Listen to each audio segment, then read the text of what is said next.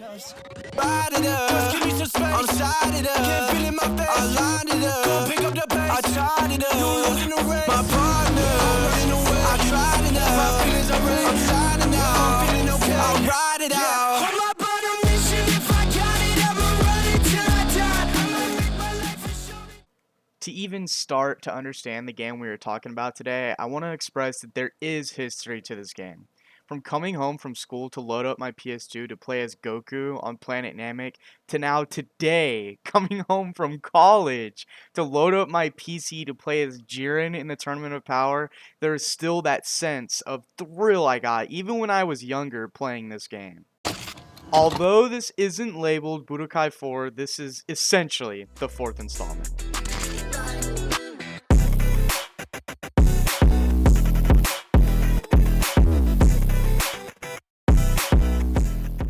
When playing PvP in the training room or even just in the main menu, I could feel the sort of past this game holds. I can feel the foundation that it's built on, and it's made of just absolute nurture and care towards the IP itself and the game. The devs fucking cooked. They cooked. They were not fucking around, and you don't even have to play the game to know that. You could have just watched the trailers, and you could tell that they're serious about this shit. Sparking Zero, flat out, and this is kind of spoilers for the rest of the video, is absolutely what I thought it was going to be. It is fantastic.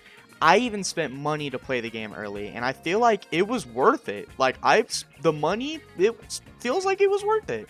I spent $100, $100 fucking dollars to play this game, only 3 days early, and do I think it was worth it? Absolutely. Does my wallet think the same? No, probably not, but who gives a fuck? I'm able to play, my favorite characters from one of my favorite animes. That is essentially the greatest fan service people like me or anyone in the community can honestly ask for, especially in fighting games. Give me what I've been watching and give me what I want right, you know what I mean? And I want to point out real quick that the IGN preview for the review is already out on the website, and they don't really fuck with it, I'm not gonna lie.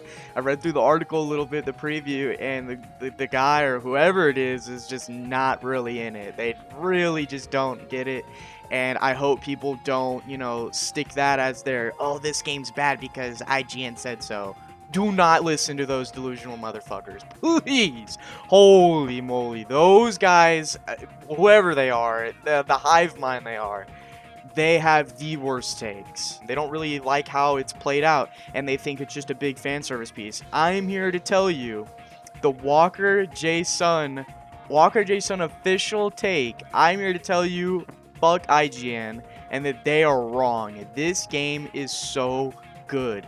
Do not let them steer you. Do not let them give you bad vibes. I had a fucking blast playing this game.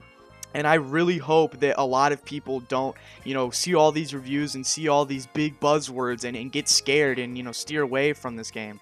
Because I really think everyone should play this because we haven't had something like this in such a long time. The last one we had even in this series was on the PS2. Like, bro, that's fucking ancient now. All that being said, though, there are things that need to be discussed. I'm not going to be only glazing. I don't think, games are absolutely perfect. There are, of course, flaws in everything created by man. So, I am going to talk about a couple of them.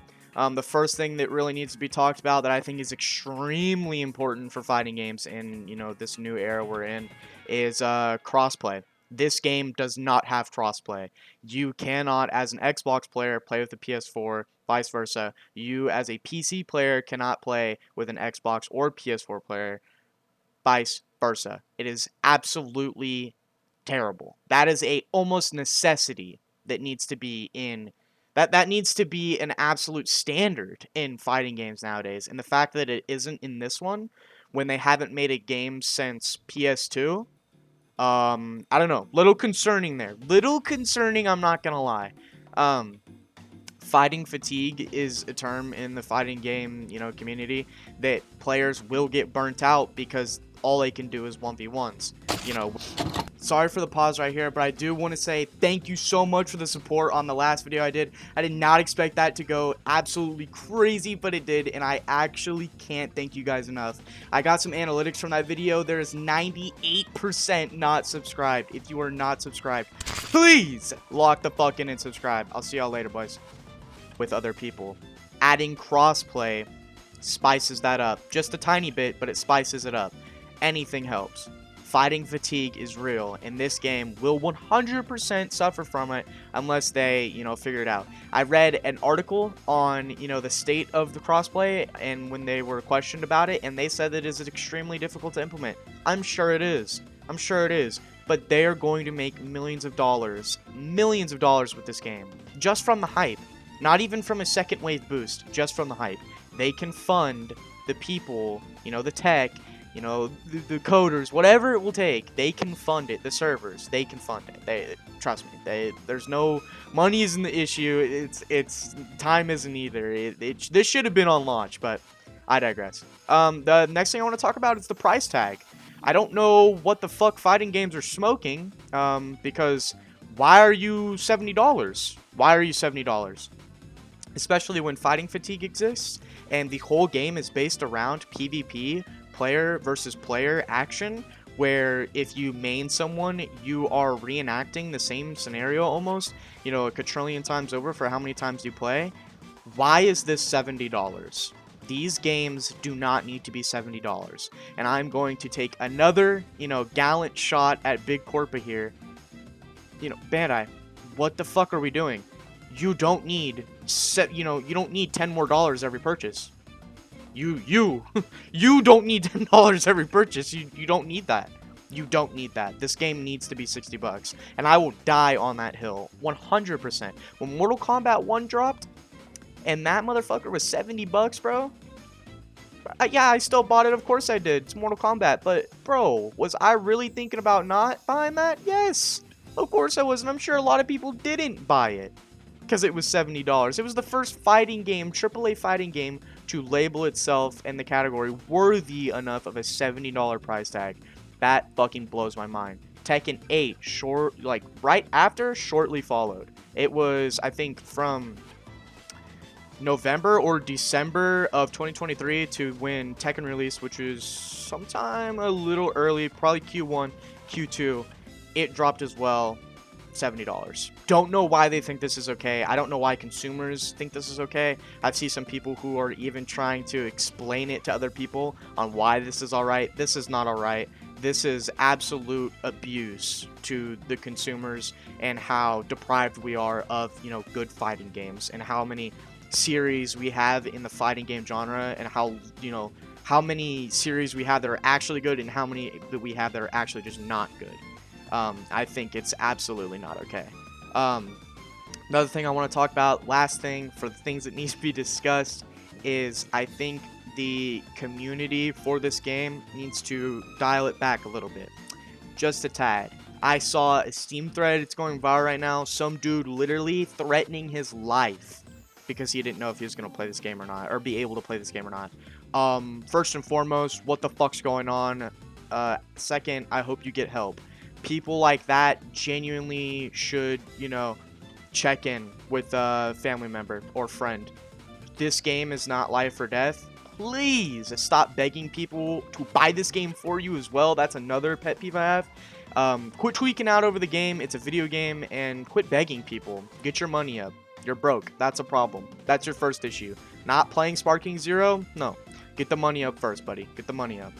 Now that the cons are out of the way, I want to talk about the pros, the good stuff about the game, what everyone's here for. The first thing I want to talk about is how the game looks. It is absolutely beautiful. The colors in the game were so explosive yet toned down. The shading of every feature was so minute but so there. Like, you could really feel, like, you could really just see everything. It was amazing. These guys were fucking cooking. It was amazing. This game is gorgeous. The color contrast in the settings, the amount of options you have in the settings, you change brightness, all of those things. I personally played on high on everything, and I left it on default brightness, and I still was blown away. I thought it was absolutely just crazy how good it looked. And I'm sure that you can even tweak it to make it look even better. But I personally just left it basically all on default, played on high. I think the sprites of all the characters looked great too. There was no like pixelated garbage, low poly, anything. It was just orchestrated perfectly. They put 110% effort into it, and it absolutely shows. And to back that 110% claim up, they even put a tutorial at the start. So people who haven't played in a long time, like me since PS2 days, or people who haven't played at all, get a chance to learn the controls and learn how the game works. So when they go out of the tutorial, they feel more experienced. They feel like they have, a small chip on their shoulder. They feel like they can play the game perfectly, or not at least perfectly, but they can play the game at least. It's not so, cutthroat at the start. You're not getting pub stomped all the time. I'm sure people are still going to have the high losing rates. I'm sure statistics could prove that. But at least they know how to play the game. It's not a fucking dog walk leash, but at least they know how to play the game, and I absolutely adore that. I talked about that in my last video of Rivals of Aether 2. I complained that it didn't have a tutorial off-rip. I think that it's absolutely essential for fighting games because these games thrive off of noobs. They need noobs to survive. And if you can orchestrate all these noobs to get better at the game, it's only a net plus. It's never a net negative there. And don't even get me started on the character selection. There's 181 playable characters. What the hell is that?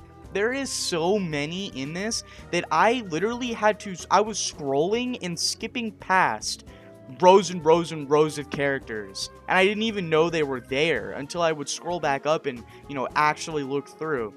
Personally, I'm not going to play all 181, obviously. Like, I will never touch, like, Zarbon or fucking Ribrianne. Never in my life will I ever. But the fact that they're there is brilliant. It shows that they really care. For those, 1% Zarbon fans, those 1% Ribrianne fans, they actually care. And that's why they're in the fucking game in the first place. The devs took their time, made the animations, made the movesets, colored the characters, everything, coded them.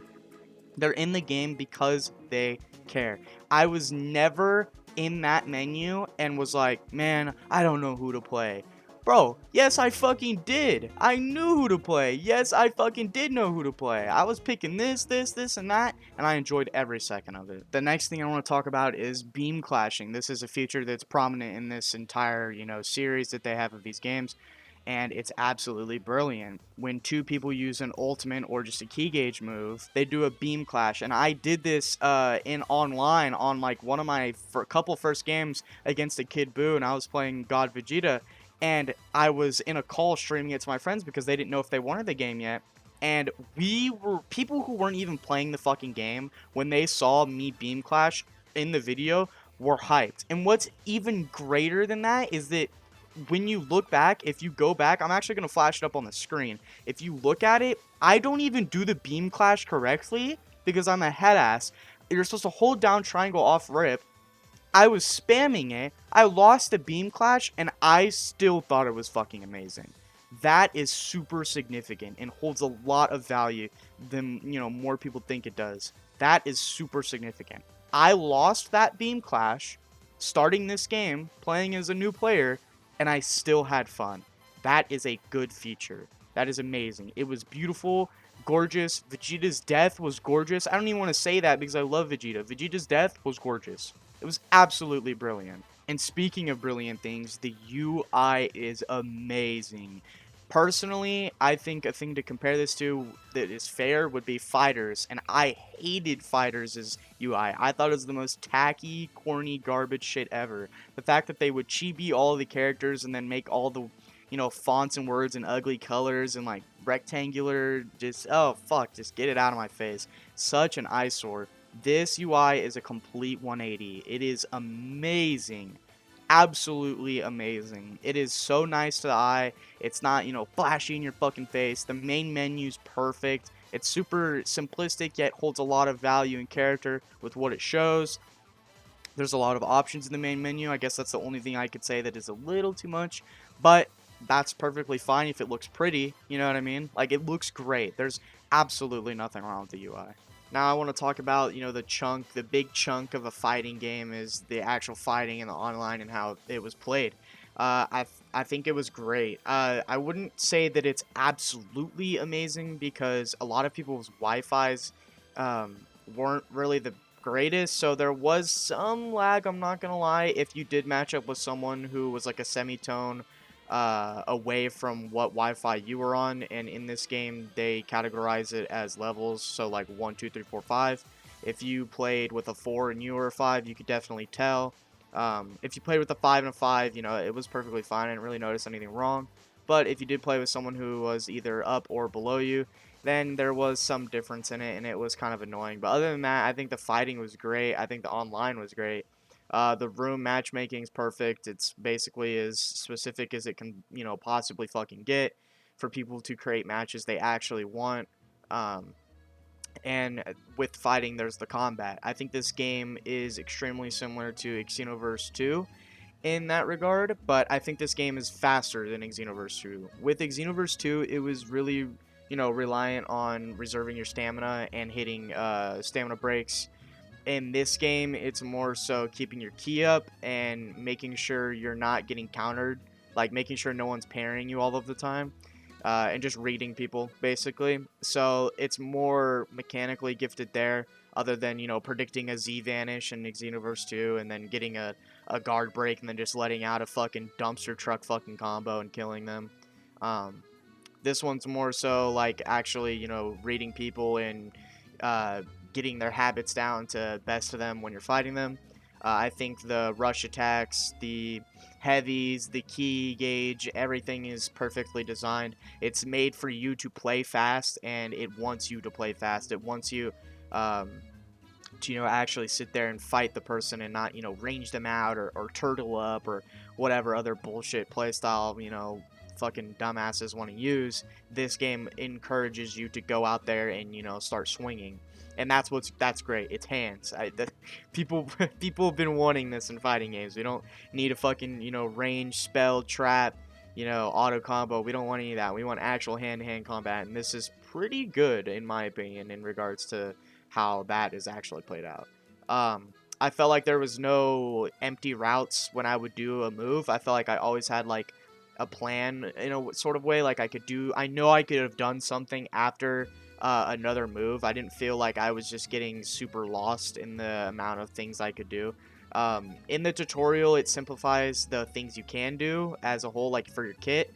But if you actually go into the settings, it tells you all the controls and all the, you know, like special unique things you can do with all the fighting in each character, which is extremely useful. And I encourage everyone for who they're playing to go check that out, because that's probably more important for when people start making combos and people start, you know, making PvP videos on like, oh, this is how you do this is how you get rank 1.